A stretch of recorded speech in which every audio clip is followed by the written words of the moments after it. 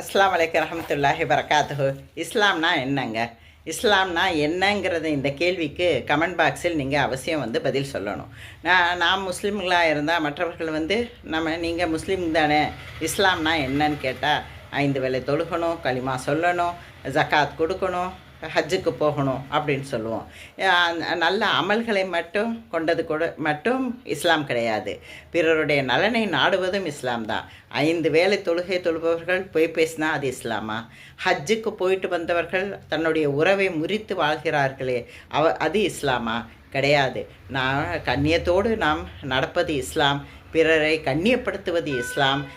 பிறருக்கு தொல்லை கொடுக்காமல் இருப்பது இஸ்லாம். பெற்றோர்களை பேணி பாதுகாப்பது இஸ்லாம். எல்லா நல்ல செயல்களை செய்வது இஸ்லாம். மற்றவர்களுக்கு உபகாரம் செய்வது இஸ்லாம். மற்றவர்களுக்கு உபத்திரம் தராமல் இருப்பது இஸ்லாம். இவ்வாறு நம்முடைய சன்மார்க்கத்தை அழகிய முறையில் நாம் சொல்லணும். யாராவது இஸ்லாம் என்று கேட்டால் இந்த 5 கடமைகளுடன் இந்த நல்ல குணங்களையும் நீங்கள் கூறணும். இதுதான் இஸ்லாம் என்று கூறணும்.